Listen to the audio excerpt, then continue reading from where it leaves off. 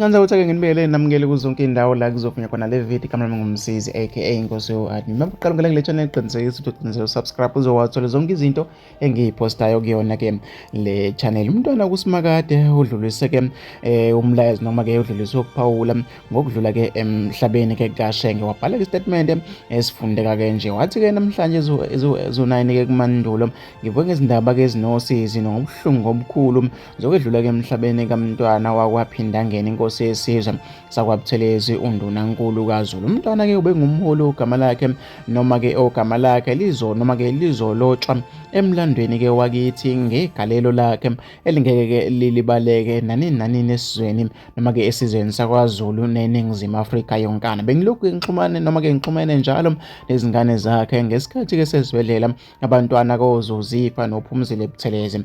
Ngenxa-ke yokuxineka kwakhe imizamo yonke-ke yokumbona esibhedlela igcine-ke iphunzile. Noma-ke besinethemba nokho-ke lokuba-ke njengoba-ke aphuma-ke esibhedlela useyozophosa-ke noma-ke useyophosa-ke umbalana. Kulesi sikhathi-ke lapho sililela khona ukuhamba kwakhe futhi-ke sibungaza impilo yakhe, fanele-ke sizinike isikhathi sokuzifuna sibuyekeze impilo kamntwana, sikhumbuzane-ke nangegalelo, iqhaza nomnikelo wakhe ongelinganiswe-ke esizweni sakithi. Sibe futhi-ke sesibhekana ngqo nezinselelo noma-ke esizishiyelwe uholo-ke lwakhe nalezo-ke sisazobhekana nazo njengesizwe ukusuka manje kuya phambili. Umntwana-ke kwimpilo yakhe yonke ubezibophezele ekusebenziseni noma-ke ekusebenzeleni isizwe sikaZulu nabantu-ke baseNingizimu Afrika jikelele. Ekwenzeni kwakhe ngesikhathi-ke zokunqoba nezobunzima ukukhombisile ukuzibophezela kwakhe okujulile nokuzinikezela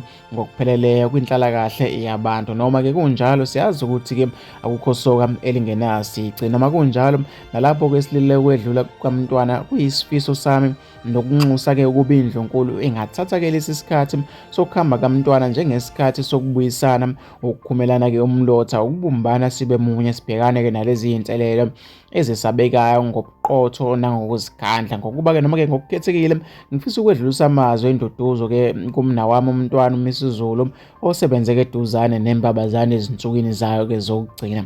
Ngiyethemba ukuba-ke owendlovu ulisebenzisile lelo thuba ukuncela-ke kogwansile wathola-ke ubuhlakani nokuthi-ke noma-ke uzosebenzisa leli thuba ukuqhamuka namasu esingabambisana ngawo ekwakheni ubunye nobumbano esizweni-ke sikababa. Kumqoka ukuphinda ukuthi-ke umntwana ubengena umholi ongenasici ngaleyo ndlela unobuhlakani noma-ke ubuhlakani kubantu-ke bakababa bulele kwazini ukucaphuna ezingxenyeni zempilo yakhe ezibe isibonelo esihle-ke noma-ke nokusebenzisana noma-ke nokuzisebenzisa. Ngifisa-ke ukuphetha ngokwedlulisa amazwi enduduzo ezinganeni nasesizukulwaneni sonke-ke sakhe isizwe sakwaButhelezi, indlunkulu kaZulu noma-ke ngobubanzi amalungu esishayamthetho sikazwelonke nabalandeli beqembu inkatha ngokushiwa ngumholi wabo amakhosi kasendlunkulu izinduna noZulu wonkana. Sithi nje owendlovu ukulwile ukulwa kokuhle uliqedile-ke ibanga lakhe sekuyithuba lokuba makaphumule. Amazwi enduduzo-ke avela-ke kumntwana uSimakade kaZulu. Ithini wengenza kwethu, mina sengiphuma kanje, wena okwakho ugcinisele subscribe uzowathola zonke izinto ngiyiphosta kuyona-ke le channel.